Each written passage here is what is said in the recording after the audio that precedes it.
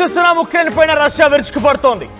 ఇప్పటికే ఉక్రెయిన్ పెద్ద ఎత్తున రష్యాలో తీవ్రమైనటువంటి నష్టం చేకూర్చే ప్రయత్నం చేసింది. మొన్న మధ్య ఏకంగా రష్యాలోని ఒక బ్రిడ్జ్ ని కుప్పకూల్చేసింది ఉక్రెయిన్. రష్యాలో చాలా భీకరంగా దాడులు చేపడుతోంది ఉక్రెయిన్. అయితే దానికి ప్రతీకార చర్యలో భాగంగా రష్యా ఉక్రెయిన్ ని కుప్పకూల్చేస్తోంది. తాజాగా ఉక్రెయిన్ లోని ప్రధాన నగరాలపైన బాంబుల వర్షం కురిపించడంతో పాటుగా ఓస్కోల్ నది పైన ఉన్నటువంటి ఒక బ్రిడ్జ్ ని పేల్చేసింది రష్యా. అయితే ఈ బ్రిడ్జ్ పైనే ఎక్కువగా అటు ఉక్రెయిన్ ఆర్మీ ఆధారపడుతుందట. ఆర్మీ హెడ్ క్వార్టర్స్ టార్గెట్ గా రష్యా దాడులు చేస్తోంది. ఆర్మీ ఎయిర్ బేసెస్ టార్గెట్ గా ప్రెసెంట్ రష్యా దాడులు కొనసాగుతూ ఉన్నాయి. మొన్న మధ్య క్రిమియా బ్రిడ్జ్ పైన కూడా క్రిమియా రష్యాకి మధ్య బ్రిడ్జ్ ని కూడా అటు ఉక్రెయిన్ పేల్చేసే ప్రయత్నం చేసింది. తాజాగా ఈ రోజు దానికి ప్రతీకార చర్యలో భాగంగా రష్యా ఉక్రెయిన్ కి చుక్కలు చూపించింది. ఇక్కడ చూడండి, అక్కడ ఉన్నట్టుగానే ఉన్నాయి. నదీ ప్రవాహంలో నుంచి చొచ్చుకొచ్చినటువంటి ఆ టర్పడే సో పెద్ద ఎత్తున ఈ దాడికి పాల్పడింది. వాటర్ టు వాటర్ నదిలో నుంచి వచ్చి ఆ రకంగా అక్కడ క్రిమియా ప్రాంతంలో ఉన్నటువంటి ఆ బ్రిడ్జిని కుప్పగూల్చే ప్రయత్నం ఉక్రెయిన్ చేసింది. ఒకసారి అంతకుముందు రష్యా, ఈ రోజు ఉక్రెయిన్. సో వరుసగా ఎటువంటి దాడులకు పాల్పడ్డాయో మీకు చూపించే ప్రయత్నం చేస్తానని ఒకసారి పక్కనే ఆ విజువల్స్ ప్లే చేస్తాను. సో ఇక్కడ చూడండి, ఈ ఘటన రష్యాలో జరిగింది. ఉక్రెయిన్ రష్యా బ్రిడ్జ్ ని కుప్పకూల్చింది. సో ఇది చాలా కీలకమైన బ్రిడ్జ్. క్రిమియా వైపుగా వెళ్ళేటువంటి మార్గాన్ని పూర్తిగా కుప్పకూల్చేసింది. సో ఈ రోజు జరిగినటువంటి ఆ ఘటన రైట్ సైడ్ లో కనబడుతోంది. సో రైట్ సైడ్ లో కనిపించేది రష్యా ఉక్రెయిన్ పై దాడి చేసింది. లెఫ్ట్ సైడ్ ది ఉక్రెయిన్ రష్యాపై దాడి చేసింది. 2 రోజుల క్రితం మొదటిగా ఉక్రెయినే రష్యా పైన దాడికి పాల్పడింది. సో మొదటి దృశ్యాలన్నీ కూడా ఉక్రెయిన్ చేసిన దాడి, రెండవ బాక్స్ లో కనిపించే దృశ్యాలు రష్యా చేసిన దాడి. సో క్రిమియాకు వెళ్ళేటువంటి ఆ మార్గాన్ని, రష్యా నుంచి క్రిమియాకు వెళ్ళేటువంటి మార్గాన్ని ఉక్రెయిన్ కుప్పకూలిస్తే రైట్ సైడ్ బాక్స్ లో కనిపిస్తోంది ఓస్కోల్ అనేటువంటి ఆ నదిపైనటువంటి ఒక బ్రిడ్జ్ ని ఈ రోజు రష్యా కుప్పకూల్చేసింది. సో ఆర్మీ పర్సనల్స్ పెద్ద ఎత్తున ఈ బ్రిడ్జ్ ని ఉపయోగిస్తారట. ఆర్మీ హెడ్ క్వార్టర్స్ ని టార్గెట్ గా రష్యా ఈ రోజు దాడులు చేసింది, దాడులకు పాల్పడింది. సో ఎంత జరిగినా ఏం చేసినా ప్రతీకార దాడి ఉంటుంది అనే దానికి నిదర్శనం ఇదే. సో ఒకవైపు రష్యా, మరోవైపు ఉక్రెయిన్.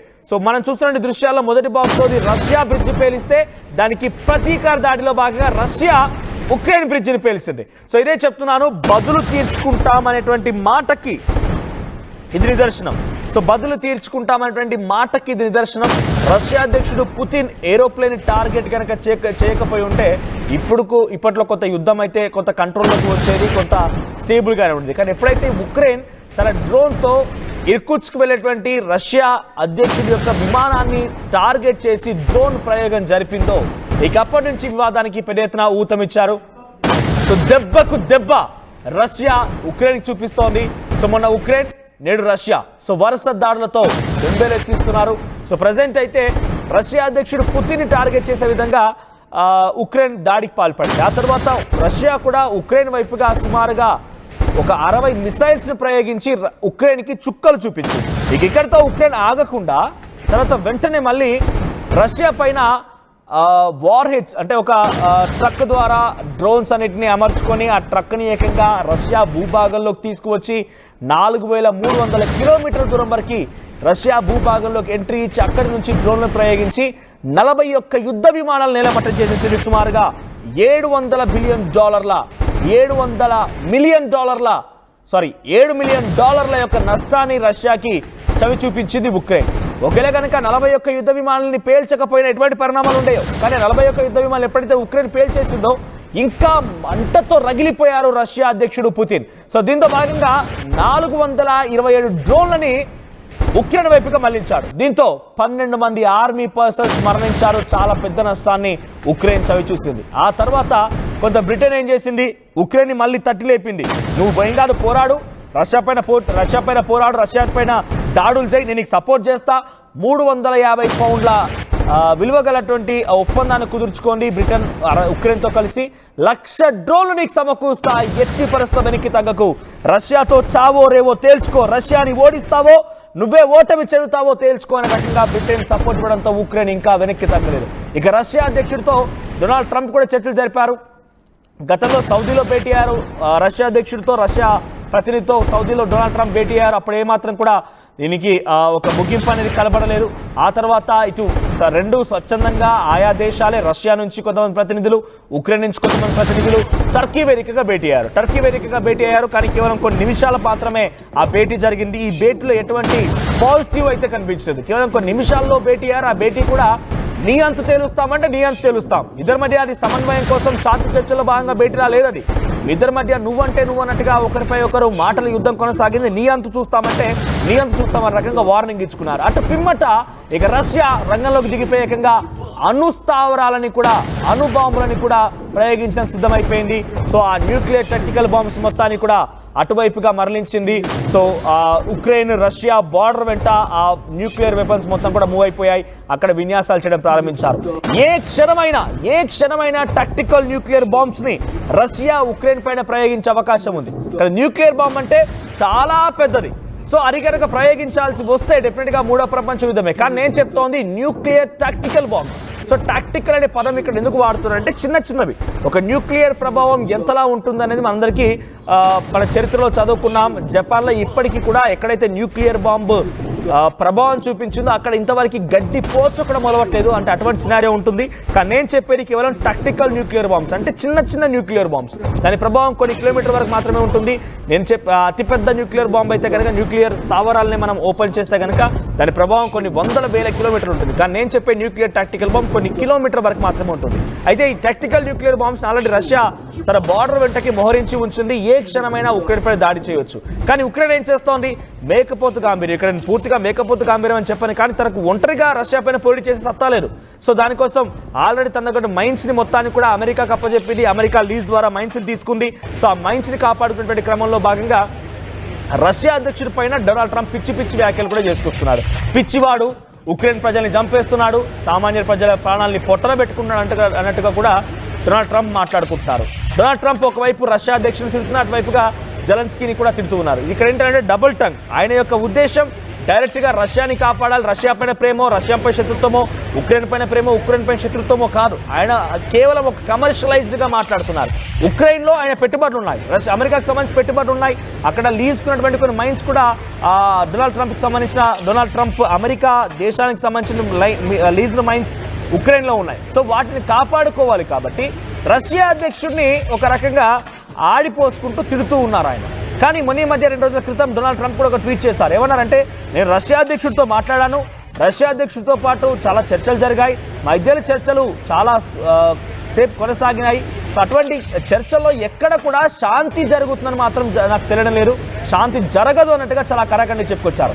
సో అటు పెప్పట రష్యా అధ్యక్షుడు చాలా క్లియర్గా నాకు ఒక విషయం చెప్పారు, బదులు తీర్చుకుంటాం, డెఫినెట్గా అంతకంతకు సమాధానం చెప్తాం, సో బదులు తీర్చుకుంటాం, ఉక్రెయిన్ పైన దాడికి పాల్పడతామనేటువంటి వ్యాఖ్యని రష్యా అధ్యక్షుడు పుతిన్ డొనాల్డ్ ట్రంప్తో తన ఫోన్ సంభాషణలో మాట్లాడినట్టుగా ఒక బహిరంగ ప్రకటన ద్వారా ట్విట్టర్లో డొనాల్డ్ ట్రంప్ వెల్లడించారు. సో దీన్ని బట్టి చూస్తూ ఉంటే రష్యా అధ్యక్షుడు ఎట్టి పరిస్థితి తగ్గడు. అందుకే మొన్న ఉక్రెయిన్ వచ్చి రష్యాలో దాడి పాల్పడింది. చూడండి, ఇక్కడ మొదటి బాక్స్లో కనబడుతున్న దృశ్యాలు. మొన్న ఉక్రెయిన్ రష్యాకు సంబంధించినటువంటి, రష్యా నుంచి క్రిమియా వెళ్ళేటువంటి ఆ ప్రాంతంలో ఉంటే ఒక బ్రిడ్జ్, చాలా పెద్ద బ్రిడ్జ్ అది.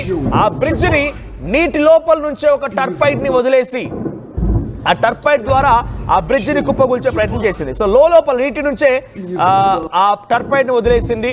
సో ఒక మిసైల్ ని వదిలి ఆ బ్రిడ్జిని కుప్పగూల్చేసింది. సో బ్రిడ్జ్ పూర్తిగా నేలమట్టం అయిపోయింది, నీళ్ళలో పడిపోయింది. ఇక రైట్ సైడ్ నేడు రష్యా ప్రతీకార చర్యలో భాగంగా ఉక్రెయిన్ పైన ఇటువంటి దాడి చేసింది. సో ఒక ఓస్కోల్ అనేటువంటి ప్రాంతం, ఓస్కోల్ నది పైన అటు ఉక్రెయిన్ ఆర్మీ పర్సనల్స్ ఉపయోగించేటువంటి ఆ బ్రిడ్జ్ పైన సో బ్రిడ్జ్ మార్గం వెంట పెద్ద ఎత్తున ఆర్మీ పర్సనల్ దాన్ని ఉపయోగిస్తూ ఉంటారట. సో మిసైల్స్ ని, ఆర్మ్డ్ వెపన్స్ ని అన్నింటి కూడా తరలించడం కోసం ఈ బ్రిడ్జ్ ని వాడుతూ ఉంటారట.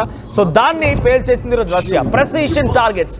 సో ఎక్కడైతే దెబ్బ కొడితే అయితే ఉక్రెయిన్ కల్లోలమవుతుందో అక్కడ దెబ్బ కొట్టాలనే లక్ష్యంతో రష్యన్ ఈ రోజు ఆ రైట్ సైడ్ లో కనిపించినటువంటి నేడు రష్యాని కనిపించే విజువల్ ఉంది కదా, సో ఆ విజువల్ ఈ రోజు ఉక్రెయిన్ లో రష్యా చేసిన దాడి. సో ఈ దాడిలో ఆ బ్రిడ్జ్ పూర్తిగా నేలమట్టం అయిపోయింది. దీని ద్వారా ఆర్మీ హెడ్ క్వార్టర్స్ టార్గెట్ గా రష్యా దాడులు చేస్తుందని మాత్రం చాలా సుస్పష్టంగా అర్థమవుతుంది. ఇంకొక హైలైట్ విషయం ఏంటంటే, ఈ రోజు అమెరికాకు సంబంధించినటువంటి అధ్యక్షుడు ట్రంప్ యొక్క ప్రకటన చూసిన తర్వాత ఇటు బ్రిటన్ అధికారి కల్నల్ రిచార్డ్స్ కూడా ఒక మాట మాట్లాడుకొచ్చారు. ఏమన్నారంటే, బ్రిటన్ కల్నల్ ఆయన ఏమంటున్నారు, ఉక్రెయిన్ ఏదో మేకపోతు గాంభీర్యంగా రష్యాపై దాడికి దిగుతోంది. రష్యా ఏ మాత్రం తగ్గదు. ఇక్కడ సినిమా డైలాగ్ వాడచ్చు మనం, రష్యన్ అధ్యక్షుడు పుతిన్కి కొంచెం తిక్కుంది, దానికో లెక్కు ఉంది అన్నట్టుగా. సో ఆయన తిక్కకి ఏమాత్రం లెక్కలేదు ఇక్కడ. సో ఆయన బ్రిటన్ అధికారి కల్నల్ ఏమంటున్నారు, ఆర్మీ కర్నల్ అంటే చాలా క్లియర్గా రష్యా అధ్యక్షుడికి ఎవరి మాట పట్టింపు ఉండదు, ఎవరి మాట లెక్క చేయడం ఆయన. అటు అమెరికా చెప్పినా, బ్రిటన్ చెప్పినా, ఇంకో దేశం చెప్పినా, ఇంకో దేశం ఎవరు చెప్పినా ఆయన లక్ష్యం ఒకటే, బదులు తీర్చుకుంటామన్నాడు, బదులు తీర్చుకుంటాడు. ఉక్రెయిన్కి చుక్కలు చూపిస్తాడు. ఎప్పుడైతే ఉక్రెయిన్ పైన నిజంగానే ఆయన చెప్తున్న ప్రకారంగా ఆ న్యూక్లియర్ టాక్టికల్ బాంబ్స్ని ప్రయోగిస్తే గనక దానికి ప్రతీకార చర్యలో భాగంగా అటు అమెరికా కూడా రష్యా పైన యుద్ధం డిక్లేర్ చేయాల్సి వస్తుంది. ఎందుకంటే అమెరికా పదే ఒకటే చెప్తోంది, మీరు దయచేసి ఎవరు కూడా న్యూక్లియర్ బాంబ్స్ ప్రయోగించకండి, న్యూక్లియర్ బాంబ్స్ ప్రయోగించడం వల్ల ప్రపంచ శాంతి దెబ్బతింటుంది, సో న్యూక్లియర్ బాంబ్ ప్రయోగించకండి అని చెప్తున్నారు. కాబట్టి రష్యా పైన అమెరికా యుద్ధాన్ని దిగుతుంది. అమెరికా డైరెక్ట్ యుద్ధాన్ని దిగకపోయినప్పటికీ కొంత వాళ్ళు వారించే అవకాశం అయితే ఉంది. కానీ అటు బ్రిటన్ తప్పకుండా యుద్ధంలోకి దిగుతోంది, డైరెక్ట్గా రష్యా పైన యుద్ధాన్ని దిగే అవకాశం ఉంది ఎక్కువగా. ఎందుకంటే అటు బ్రిటన్ ఏం చెప్తోంది, యుక్రెయిన్ని కాపాడుకోవడం కోసం $300 మిలియన్ వెచ్చిస్తున్నాను, 30 ఏళ్ల పాటుగా నేను ఉక్రెయిన్ని కాపాడుతాను. ఇది కాకుండా మొన్న మధ్య 350 మిలియన్ పౌండ్ల డబ్బులతో కూడా ఒప్పందం కుదుర్చుకున్నాను, లక్షల కొద్ది డ్రోన్లను పంపిస్తానని చెప్తున్నాను. ఇవన్నీ ఏమి వినకుండా నిజంగా ఉక్రెయిన్ పైన ఒంటరిగా పోరాటం చేసే సత్తా ఉంది. కానీ ఉక్రెయిన్ కనుక ఒంటరిగా పోరాటం చేయకుండా రష్యా కనుక ఉక్రెయిన్ని ఇబ్బంది పెట్టాల్సి వస్తే డైరెక్ట్గా రంగంలోకి దిగిపోతాను, మీరంతా రెడీగా ఉండండి అని చెప్పి కూడా బ్రిటన్ అధ్యక్షుడు కీర్ స్టార్మర్ అక్కడ బ్రిటన్ ఆర్మీ అధికారులు చెప్పుకొచ్చారు. బ్రిటన్కి రష్యాకి ఏమి విభేదాలు లేవు, కానీ బ్రిటన్ ఉక్రెయిన్కి సపోర్ట్ చేస్తోంది. కాబట్టి ఉక్రెయిన్ కనుక దెబ్బతింటే ఆ దెబ్బతినేటువంటి క్రమంలో నేను డైరెక్ట్గా ఉక్రెయిన్తో కలిసి రష్యాపై పోరాటం చేస్తాను, అందుకే నా ఆర్మీ పర్సన్స్ని సిద్ధంగా ఉండమని చెప్పానని చెప్పి కీర్ స్టార్మర్ చెప్తున్నారు. సో ఈ నేపథ్యంలో ఈరోజు మాట్లాడినటువంటి ఆ బ్రిటన్ అధికారి ఆర్మీ కల్నల్ ఏమంటున్నారంటే, ముందుగా రష్యా మీద యుద్ధాన్ని దిగే ముందు నీ ఆర్మీని సెట్ చేసుకో. నీ దేశం యొక్క ఆర్థిక వ్యవస్థలో కేవలం 3% మాత్రమే నువ్వు ఆర్మీ కోసం ఖర్చు పెడుతున్నావు. నువ్వు డైరెక్ట్గా రష్యాతో యుద్ధం అంటున్నావు. రష్యన్ అధ్యక్షుడేమో ఏమాత్రం లెక్క చేయడు. అతిపెద్ద దేశం, ఆ తర్వాత పెద్ద ఎత్తున ఆర్మీ వెపన్స్ ఉన్నటువంటి దేశం. ఆ దేశంతో పోటీ పడాలంటే కనీసం నీ దగ్గర ఒక 10% ఉండాలి కదా.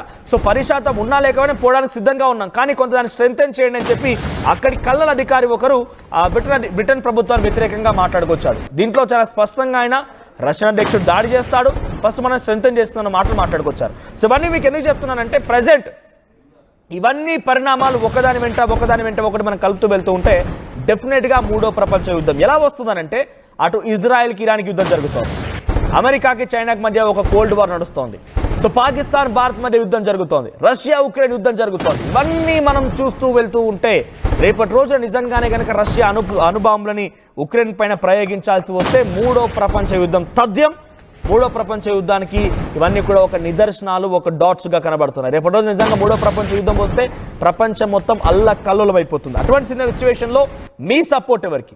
డైరెక్ట్గా మనపై యుద్ధం చేయకపోవచ్చు, కానీ కనీసం నైతిక సపోర్ట్ అయినా యాజ్ ఏ భారతీయుడిగా మన యొక్క వ్యూ ప్రకారంగా మన సపోర్ట్ అయినా ఒకరికి ఉంటుందనేటువంటి భావనలో ఉంటాం. కాబట్టి సో మనం కళ్ళు మూసుకొనైనా భారతీయులు, భారతదేశం, భారత ప్రభుత్వం నమ్మగలిగేటువంటి ఒకే ఒక మిత్రుడు, స్నేహితుడు, సోదరుడు అన్నీ కూడా రష్యానే. సో కాబట్టి రష్యాకి మీరు సపోర్ట్ ఇస్తారా? లేదంటే ఇక్కడ చిన్న దేశం ఉక్రెయిన్ అనే చిన్న దేశం, అది ఒక జాగ్రఫికల్గా చిన్న దేశమే, సో టెక్నికల్గా చిన్న దేశమే, యుద్ధ సామాగ్రి ప్రకారంగా చిన్న దేశమే, కానీ ఎప్పుడైతే అమెరికా బ్రిటన్ సపోర్ట్ ఇస్తున్నాయో ఒక పెద్ద దేశంగా మారిపోయింది. అది టెక్నికల్గా జాగ్రఫికలే కాదు, ఏదో పెద్దగా నేను రష్యా ఢీ కొడతానటువంటి ఒక లక్ష్యంతో ఉక్రెయిన్ మారిపోయింది. కాబట్టి మీ సపోర్ట్ ఎవరికి మీరు కామెంట్ చేసే ప్రయత్నం చేయండి. సో ఇటువంటి మరిన్ని లోకల్ అయినా, స్టేట్ అయినా, నేషనల్ అయినా, ఇంటర్నేషనల్ అయినా ఎటువంటి అప్డేట్స్ అయినా ఎప్పటికప్పుడు మీ చేతిలో ఉండాలంటే, అందరికంటే వేగంగా ఖచ్చితంగా ఇచ్చే ఇన్ఫర్మేషన్ RTV ద్వారా మీకు అందాలంటే వెంటనే వీడియో డిస్క్రిప్షన్లో లింక్ ఉంది, RTV లైవ్ యాప్ను డౌన్లోడ్ చేసుకోండి. ఎప్పటికప్పుడు తాజా అప్డేట్స్ని, ఇటువంటి అప్డేట్స్ని పొందుతూ ఉండండి.